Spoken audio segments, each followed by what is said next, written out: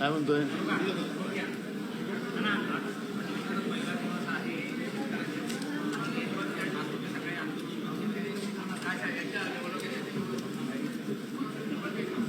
विरोधी पक्ष नेत्यांनी जो स्थगन आज शेतकऱ्यांच्या प्रश्नावर सभागृहात आणलेला होता,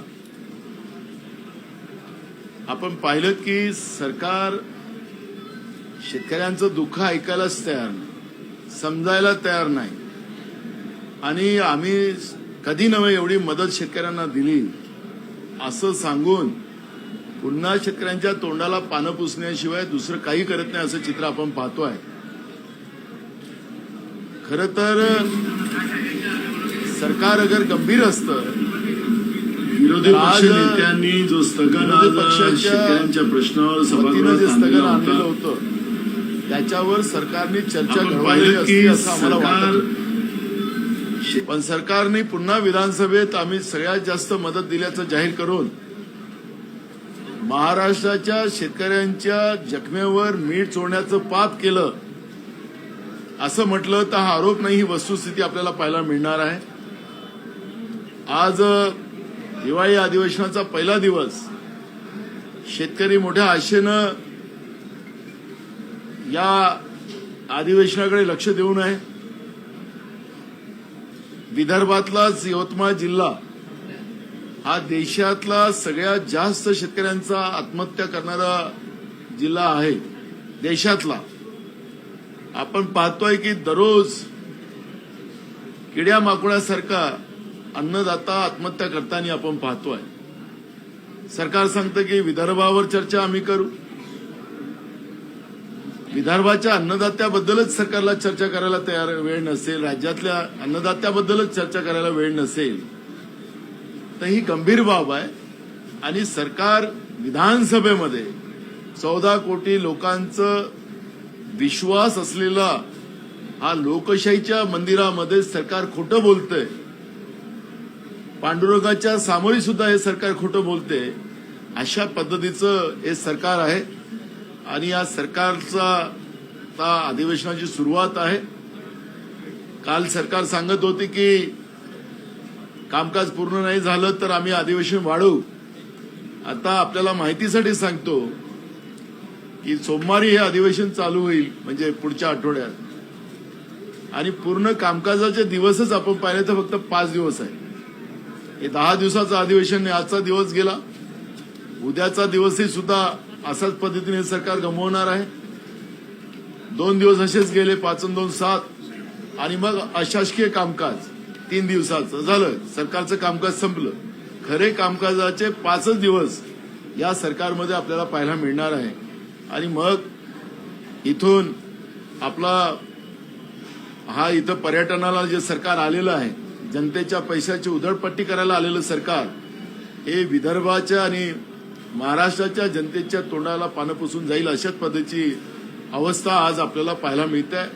सरकारला सद्बुद्धी मिळो, सरकार खरं सांगो, सरकारने शेतकऱ्याला मदत करायची की नाही करायची ते एकदा स्पष्ट करून टाकलं पाहिजे. पण नुसत्या घोषणा आता या ठिकाणी नसाव्यात, ही भूमिका आमची काँग्रेस पक्षाची आहे. नाना, हिंदी में जानना चाहेंगे,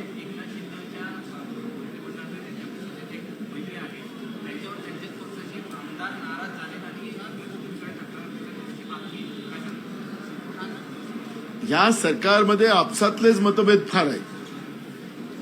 3 तिघाडा काम बिघाड असल्यामुळे या सरकारच्या मंत्र्यांमध्ये आणि सरकारच्या आमदारांमध्येच मतभिन्नता आणि मतभेद फार आहेत.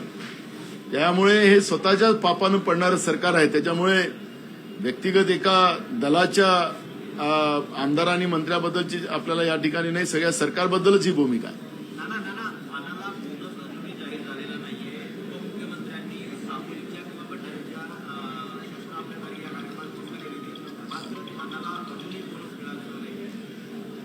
पहिली गोष्ट तर बोनसचा तर भाग दूरच आहे. अजूनही धान खरेदी केंद्र सुरू झाले नाही. शेतकऱ्याचा धान आता व्यापाऱ्याला विकला जातोय, तो 400-500 रुपये कमी किमतीने विकला जातोय. म्हणजे उद्या सरकारने 300 रुपये बोनस, 350 रुपये बोनस जाहीर केला, पण सरकार शेतकऱ्यांचं जे त्याच्या धानाला जो समर्थन मूल्य मिळायला पाहिजे तोच सरकार मिळू देत नाही, तर त्याचा बोनस हा भागच वेगळा राहिलेला आहे. आमची मागणी आहे की 1000 रुपये बोनस शेतकऱ्यांना दिला पाहिजे, पण धान खरेदी केंद्र जे अजून सुरू झाले नाही, ज्याची लूट शेतकऱ्यांची त्या ठिकाणी चाललेली आहे, ती सरकारने तातडीने थांबवली पाहिजे.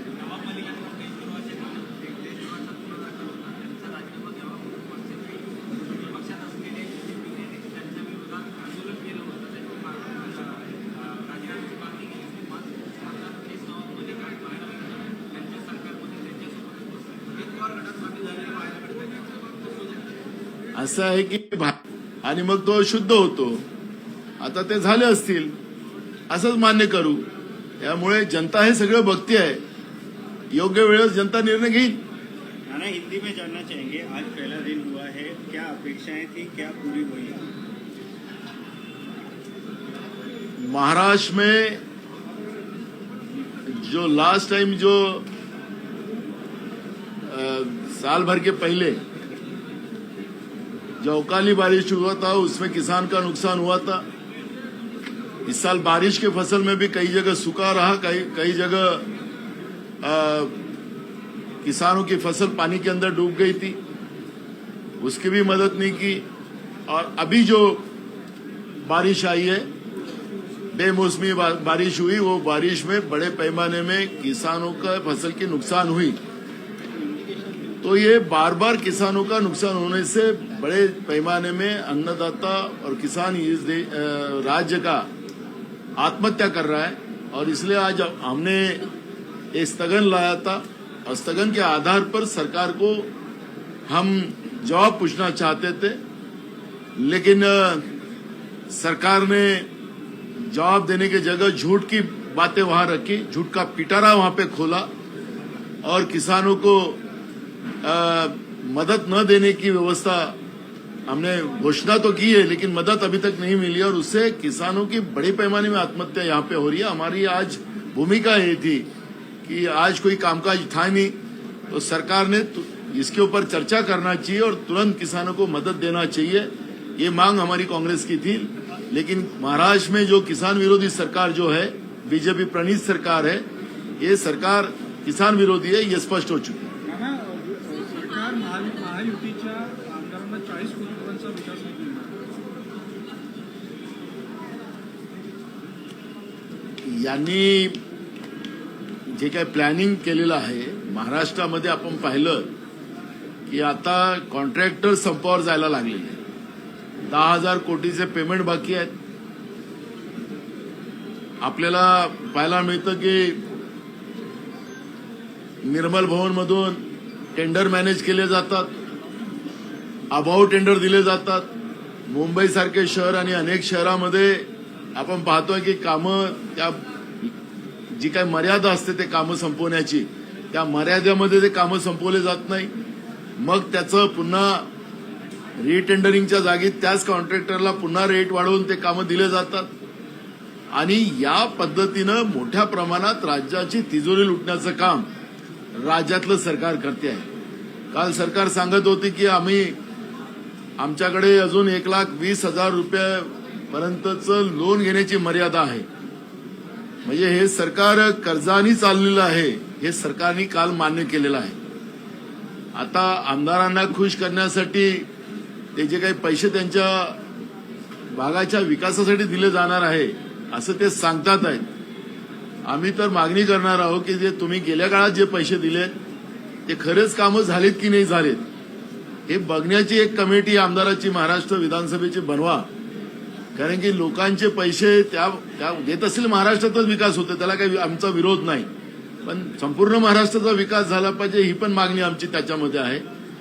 विरोधी पक्षामध्ये असलेल्या आमदारांच्या भागात पैसे द्यायचे नाहीत, हे सरकारचं जे धोरण आहे हे अन्याय करणारं आहे.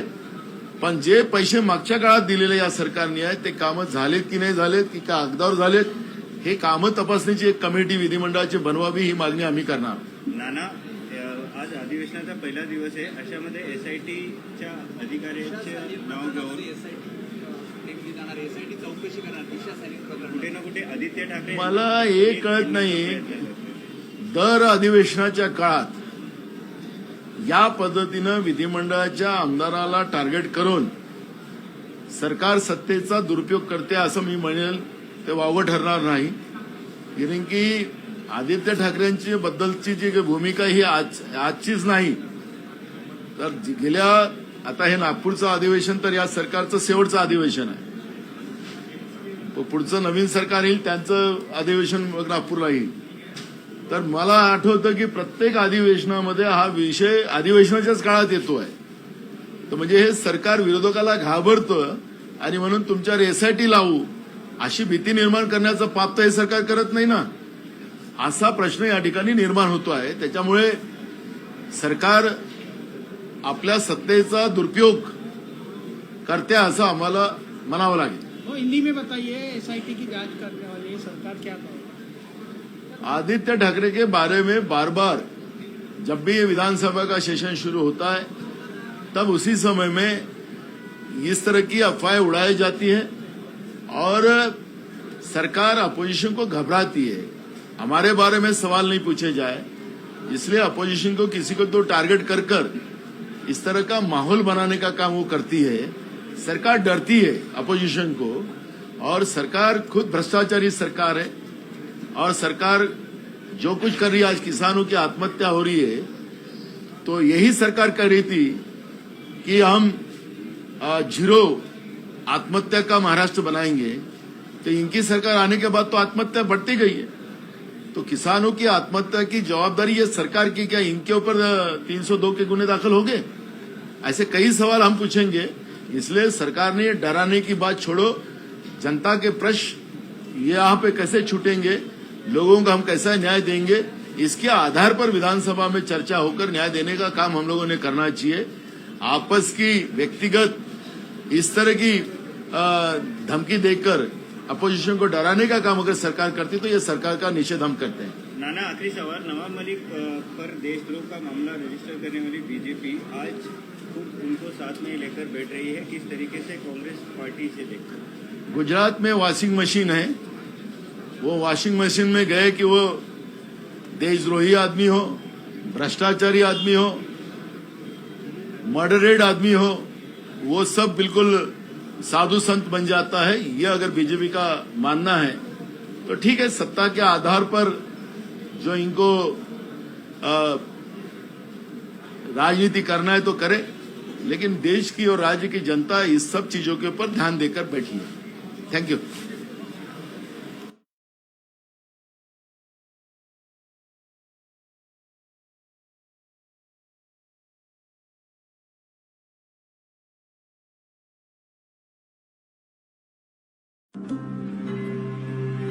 भैया